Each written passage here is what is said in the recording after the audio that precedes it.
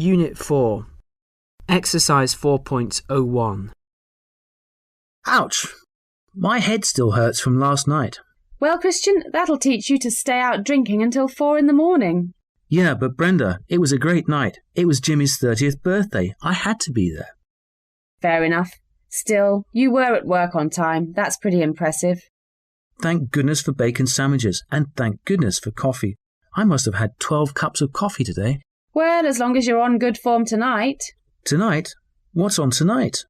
Don't tell me you've forgotten the staff Christmas party. You're the DJ. There'll be no music without you. Don't worry, Brenda. I've got all my CDs here with me. I won't let you down. How are we going to get there? If you like, I can give you a lift there. I'll need your help with the navigation anyway. It's at the Holton Hotel, isn't it? It's actually quite easy to get to. You go over Brighton Bridge, over that big roundabout, and then turn left at the petrol station with a big blue sign. Is that the one opposite the Design Museum? That's it. Then just go straight on for 3 miles and you'll get to Green Park. The hotel's just next to it. Easy. OK, so if it starts at 7:30, what time should we leave the office? Well, it's Christmas. Let's finish at 4:30 and have a couple of pints at the pub. The Red Lion is a perfect place for a nice beer. You just don't stop, do you? Still, that's a nice idea. I like the Red Lion. I can't drink, of course. But I think it's a good idea. As the boss, I suppose I should buy a few rounds for Christmas. OK, listen up, everyone. We're finishing today at 4:30, and before we head off to the Holton, we're all going to the pub over the road. That's an order. I'm buying, so you should definitely be there.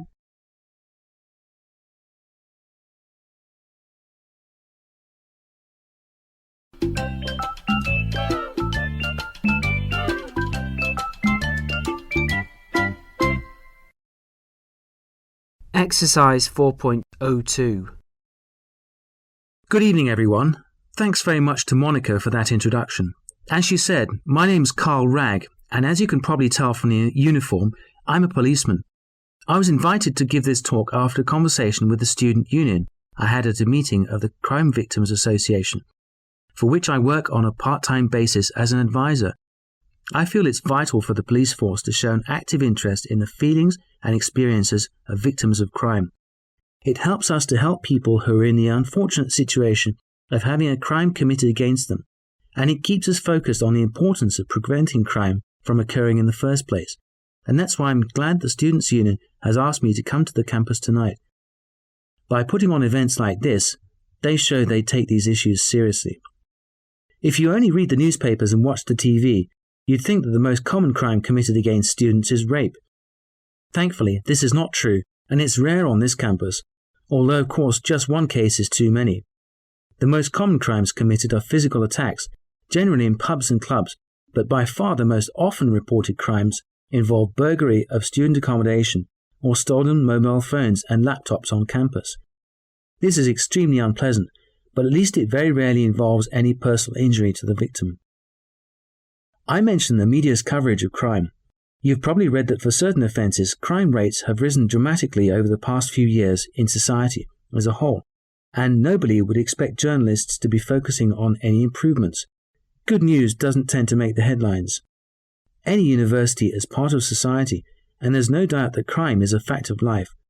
Still, crime has actually fallen on campus over the last 5 years, and I think that's largely thanks to the university authorities and the Students' Union increasing crime education activities, such as this, and by putting in better lighting and changing the design of some of the more isolated parts of the campus. Surveys show, however, that students worry more than ever about crime. This is completely understandable, given the media hype that there is about crime. As I mentioned before, although crime rates are down, as soon as a serious crime occurs, it is all over the front pages and the lead story on the news. There's no way they would report good news about an increase in the number of police officers patrolling campus, or that 99.9% of students never fall victim to a serious violent crime. That's not news that sells. I'm most certainly not saying that nobody should worry and that you should walk around at all hours of the night in dark passageways with nothing to fear. What we do advise people is that a good dose of common sense is the best deterrent. That means you take responsibility for your own safety, which is a message I'm glad to see the Student Union putting across. It's true that you can take self-defense courses, but that doesn't mean you will be able to fend off any attacker or throw someone over your shoulder if they're a bit drunk and irritating you in a bar. The main weapon a good self-defense course equips you with is not physical techniques or how to use a knife, or telling you to walk confidently, although I think that helps you make sure that you are thinking about your safety. A good self-defense course should actually be the beginning of an instinctive awareness of possible threats to your safety. So as students on campus, what practical measures can you take to maximize your personal security? Well, you could just sit at home with 10 other friends, with all the doors and windows closed, ready to call the police whenever you hear an unfamiliar sound. But life wouldn't be that much fun for you. Let's take a specific everyday situation. You've got some coursework to finish, and you stay late at the library, which means you have to go home in the dark, unless you want to sleep in the toilets or between the bookshelves, which is not really an option. I'm assuming you will have a mobile phone with you, which is an excellent security measure, because of course you can call someone at any time. We think the best way to stay safe in this situation, though, is to ask one of your flatmates to stay in the library with you until you finish work, and then to make the journey home together. It's more sociable, and there's safety in numbers. If you are unlucky enough to be faced with a crime, such as being mugged, it's a nasty situation. You have to make a quick decision, and your first instinct may be to resist forcefully, but we advise against this. You don't know what the criminal is like. You could run away, but often people won't help you if you're running away from somebody. It's a confusing situation, and nobody really knows what to do. If possible, therefore, we recommend asking for help from passers-by. This may involve screaming for help, grabbing someone, and asking them to call the police. But whatever you do, try to seek help if it seems possible. These are just general guidelines based on our experience. It's hard to give specific advice for every situation that might crop up. However, we do tell people not to carry a knife. You might think you can scare off an attacker, but in an attack, it's the thing that makes it most likely that you end up injured. And it's illegal to carry one, of course. I always feel a little uneasy about giving these talks, because there's a fine line between trying to make people aware of the dangers of living, working, and socializing on campus, which can't be protected like an army base, and, like any place in society, can never be 100% safe. Your university careers should be the best years of your lives, but don't forget, there's no wall around the place keeping out anyone wanting to commit crime. Still, in general, the good news is that the crime you'll most likely come across is somebody copying your essay, which is illegal but not physically dangerous. So that's the end of my talk. Thanks for listening. And don't forget, the police take crime very seriously, so please don't be afraid to contact us with any questions or concerns. The Student Police Liaison Officer is WPC Linda Smith, and she's based in the office next to the Student Union shop. Thanks again, and have an enjoyable and safe evening.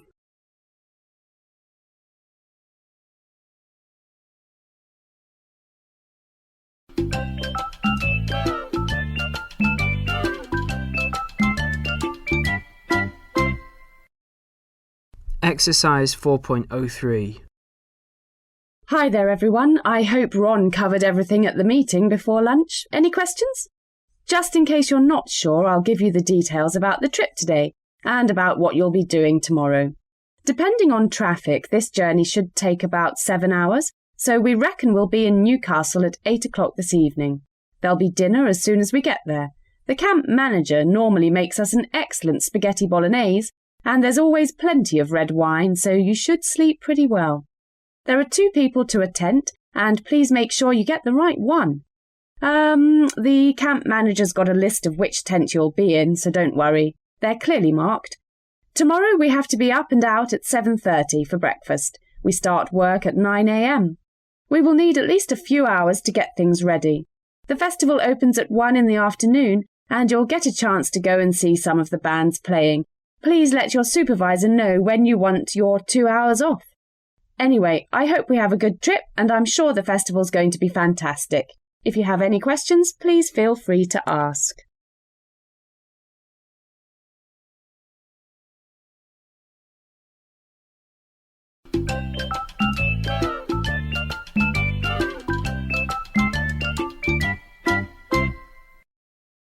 Exercise 4.04. What time does a match start on Sunday? Well, most people turn up at about 1:45, but things kick off for real at 2. The referee likes to start the match on time. Cool. Will I get a game? How many other people are going to turn up? Oh, don't worry. We're lucky if we can get a full team out, especially during the winter. I think 12 people should come along on Sunday, and that's out of a total membership of 49. Don't feel guilty about taking someone's place. We're glad you're playing. That's a relief. I didn't want to take someone's place away from them. It'll be good to get some exercise. Oh yeah, you'll be doing a lot of running. We're playing an army team. The soldiers normally give us a pretty good game. Does it get a bit rough? Not really. The referee, Brian, is semi-professional. He keeps things under control. Cool. See you on Sunday then. Yeah, see ya.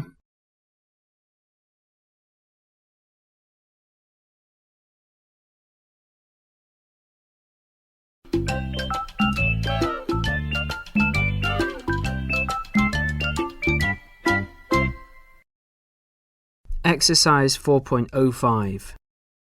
Did you hear about Sam? Sam? I thought he'd gone to America. He only went there last week. I remember his leaving party. Oh yeah, that was a good one. Anyway, he's back now. What? He only left the country a few days ago and now he's back? I thought he said he had a job lined up there. That's what he thought too. His cousin's got a company there, so it looked pretty good. Yeah? Wasn't he going to work in the office? That's what he thought. He was going to be office manager. The company's pretty big. So, how come he's back here? I thought he had all the documents and everything. It took him ages to get them. Well, he did at least arrive in America.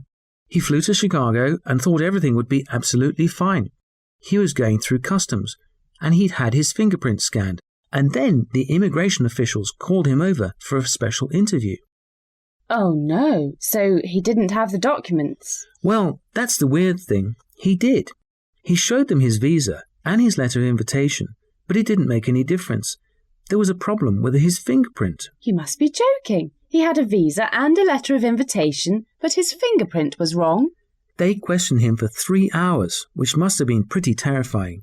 Sam said they were really intense. I think he was terrified. So what was the problem? That's the thing.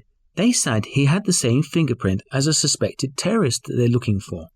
He kept on telling them he didn't look anything like him, but they didn't want to know. So Sam's a wanted criminal? That's a good one. Unbelievable. Did they hurt him? Oh no, nothing like that. He says they were actually really polite about it. So they were really polite, but they threw him out of the country? Yeah, but not after they bought him a cup of coffee. Amazing. The immigration guys told him he had to return home on the next flight. They said they had to follow rules and regulations, and they had to do it. That's amazing. So they gave him a coffee and put him back on the plane? That's the long and short of it, yeah. Not much of a trip. His cousin's not too pleased, not having his new office manager, and Sam just can't believe it. What's he going to do now? Didn't he quit his job before he went to America? Sadly, that's true. Sam's going to ask them for his old job back, but he's not sure if they haven't found someone else already. Still, there is some good news. What's that? Well, we're having a welcome back party, Saturday at the pub.